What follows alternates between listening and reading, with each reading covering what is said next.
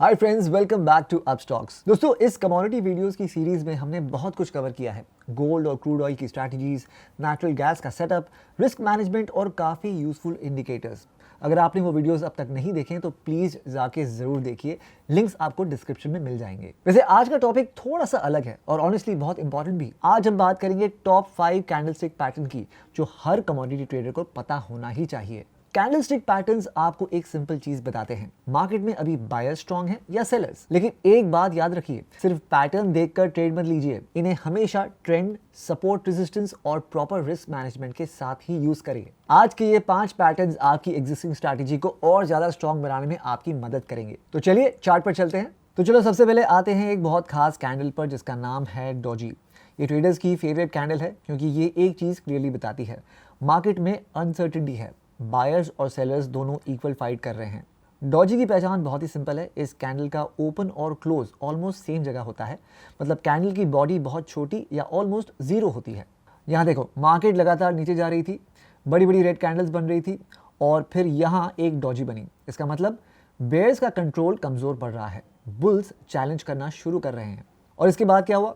Gold ने 5 दिन में 6.5% का मूव दिया और अगर बॉटम से देखें तो सिल्वर ने लगभग 10% की तेजी दिखाई, सिर्फ 4 से 5 दिन में। ये होती है डॉजी की ताकत। अब आते हैं दूसरे पैटर्न पर, हैमर।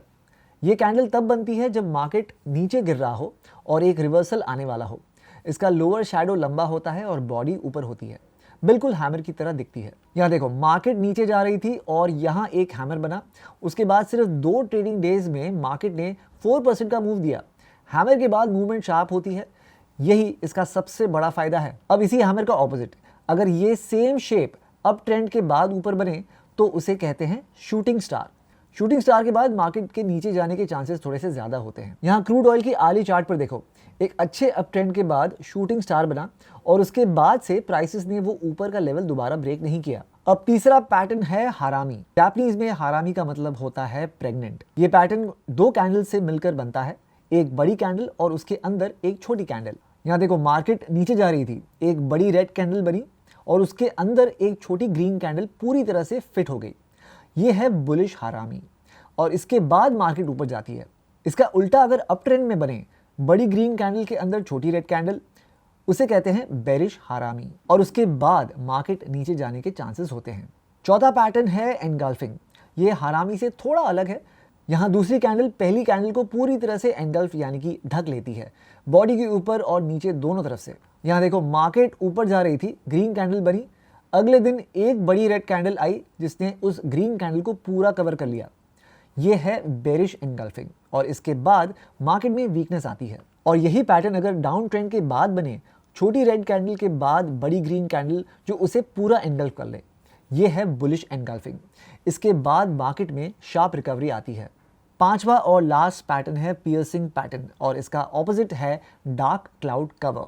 पियर्सिंग पैटर्न में क्या होता है? मार्केट नीचे जा रही होती है, अगले दिन प्राइस गैप डाउन ओपन होती है लेकिन फिर रिकवर कर लेती है और फिर पहली कैंडल की बॉडी का कम से कम 50% कवर कर लेती है।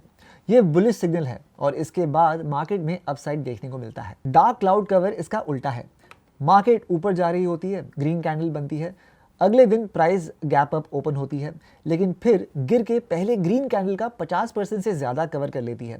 ये बेरिश सिग्नल है और इसके बाद डाउन ट्रेंड आता है। चलो एक बार फिर से समराइज कर लेते हैं।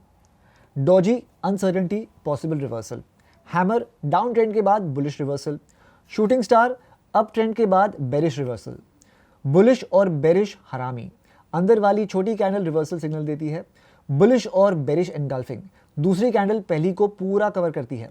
पियर्सिंग पैटर्न, बेरिश के बाद bullish. Dark cloud cover, bullish के बाद बेरिश।